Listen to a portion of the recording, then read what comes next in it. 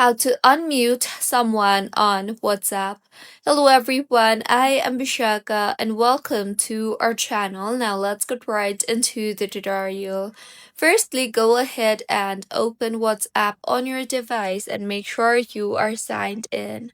Further, go ahead and navigate to the contact whom you want to unmute. Here, swipe towards the left on your screen and you will see the option for more. Tap on that and in the menu that appears, you will see the option for unmute.